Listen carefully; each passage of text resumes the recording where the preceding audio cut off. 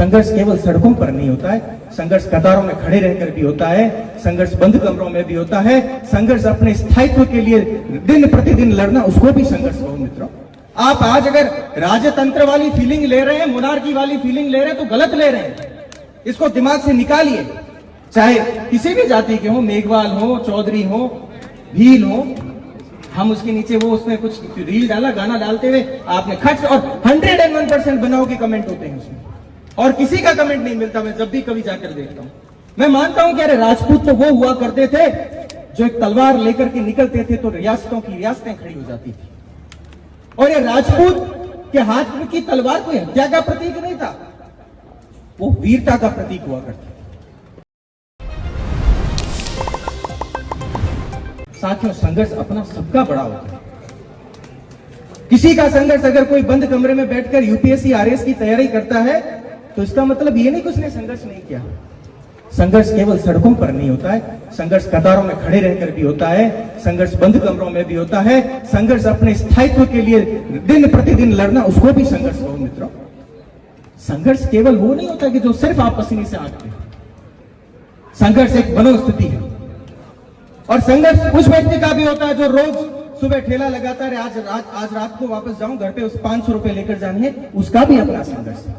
तो संघर्ष को आप एक फ्रेम में बांधिए मत के संघर्ष सिर्फ उतना हो सकता है, बजाय कि बाहर के शत्रुओं को, हमें अपने शत्रुओं को पहचानने की जरूरत है। हमारे अपने शत्रु कौन? हम खुद हैं। आजकल ये रील्स के टाइम में आप देखिए, कोई हमसे इतर कोई दूसरी जाति का, देश में आजाद हुए 75 साल में सबको बराबर रहने का अधिकार है। आप आज अगर राजतंत्र वाली फीलिंग ले रहे हैं, मोनार्की वाली फीलिंग ले रहे हैं, तो गलत ले रहे हैं। इसको दिमाग से निकालिए। किसी भी जाति बिरादरी का कोई वीडियो डाला होगा, मैं नाम नहीं लेना चाहता, अगर अकस्मात निकल जाए तो माफी चाहता हूं, उसके नीचे आप कमेंट करते हैं थू एडो थू वेडो, मैं नाम नहीं लेना चाहता, अगर स्पष्ट लूंगा तो शायद और बुरा लगेगा। चाहे किसी भी जाति के हो, मेघवाल हो, चौधरी हो, भील हो, हम उसके नीचे वो उसमें कुछ रील डाला, गाना डालते हुए आपने खट और 101% बनाओ के कमेंट होते हैं उसमें, और किसी का कमेंट नहीं मिलता। मैं जब भी कभी जाकर देखता हूं तो हमारी शत्रु हम खुद हैं। फिर कहते हो कि चुनाव में हमारे साथ नहीं है, फिर कहते हो कि ये लोग हमारी बात सुनते नहीं। यार, सुनने के लिए आपने किया क्या ऐसा? और किया था तो आपके वडेरों ने किया था, आपने क्या किया है ऐसा?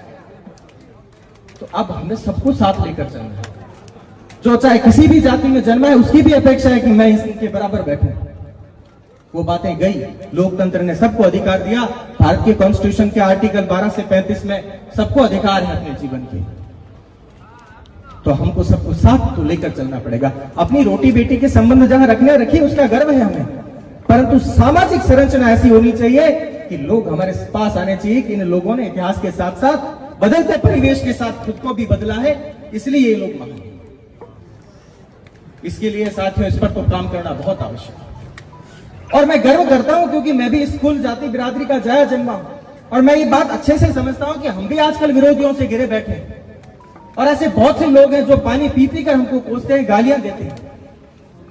पर हमारे लिए एक जवाब है कि शिक्षा और आर्थिक रूप से सुदृढ़ रहते हुए हमें संगठनात्मक शक्ति रखनी पड़ेगी।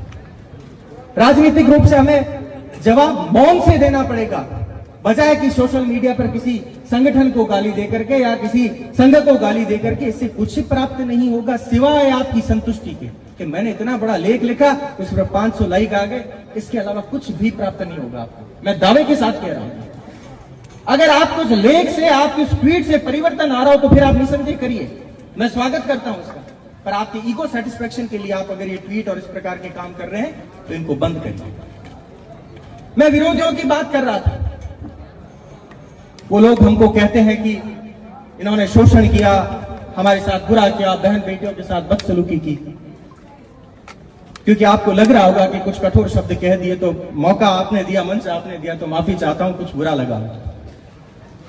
पर मैं ये इतिहास को इतना थोड़ा सा पढ़ने का मौका मिला, मैं ये सोच रहा था कि किसी समय कोई राजे महाराजे यहां आए होंगे और इस सुनसान सी रेगिस्तान में, अब तो खैर ट्यूबवेल जमीनें हो गई, उस समय यहां पर वो आए होंगे। यहां पहले कोई खेती होती थी क्या, किसानी होती थी क्या? मुझे तो नहीं लगता। तो उनको आप ये जवाब दिया करें कि हम लोग यहाँ आए, यहाँ तो न तो पानी के स्रोत थे, न कोई और व्यवस्था थी। आपको किसानी करने के लिए जमीन हमने दी, आपको व्यापार करने के लिए स्थान हमने दिया, और बदले में हमने क्या चुना? हमने चुना ढाल और तलवार। इसलिए चुना कि आपकी रक्षा की समुचित व्यवस्था हो सके, इसलिए चुना कि आपके खेतों के ऊपर अगर खेत पहले अगर रौंदे जाएं, खराब हो, मुगलों और आक्रांताओं की आंधी अगर आपके खेत पर से गुजरे, उससे पहले वो हमारे शवों पर से गुजरे। इस पर गर्व करना चाहिए, इन बहसों में हिस्सा लेना चाहिए, न कि उन बहसों में जिसमें जितना आपको अल्प ज्ञान हो और अपनी बात करना। मैं मानता हूं कि अरे राजपूत तो वो हुआ करते थे जो एक तलवार लेकर के निकलते थे तो रियासतों की रियासतें खड़ी हो जाती थी, और ये राजपूत के हाथ में की तलवार कोई हत्या का प्रतीक नहीं था, वो वीरता का प्रतीक हुआ करता। सियाजी जब घोड़े पर तलवार लेकर निकले तो एक समूचा राज्य खड़ा कर दिया। मेवाड़ के एक निर्वासित पुत्र जब उधर दक्षिण की ओर जाता है तो मुगलों का विरोध करने वाले मराठा राज्य का सूत्रपात होता है, और वहीं से एक निकलकर नेपाल की ओर पहुंचता है तो नेपाल में राज्य बसाता है। इसलिए हमारे तो पुरखे जहां जहां ढाल तलवार और घोड़ा लेकर निकले वहां रियासतें बनी हैं। पर अब लोकतंत्र है, ये गर्व के विषय थे, हमने खूब कर लिया, और इतिहास में यूं ही रहेगा। पर हम भविष्य में क्या करेंगे, इस पर हमको विचार करने की आवश्यकता है। मैं सिर्फ अपनी बात इसी बात के साथ समाप्त करूंगा कि शिक्षा पर काम करिए, आर्थिक रूप से सुदृढ़ हुई, मजबूत हुई है। उसके अलावा क्षमता, समावेशिता और सेवा का भाव, और साहित्य पढ़िए। इन 4-5 चीजों पर अगर आप काम कर लेंगे, ये रामबाण उपाय है। मैं दावे के साथ कहता हूं, हम लोग आने वाले 1 दशक बाद हम खुशी बनाएंगे और अलग चीजों पर परिचर्चा करेंगे। ये संकट काल का दौर है। उम्मीद करता हूं कि इस संकट काल के दौर में आप आत्मनिरीक्षण करके अपने भीतर की संजीवनी शक्ति को जिंदा रखते हुए इस काल से निकलकर और अपनी दोनों भुजाएं फैलाकर कहेंगे, हाँ, हम राजपूत ही थे, हैं और रहेंगे, और इस पर गर्व करेंगे।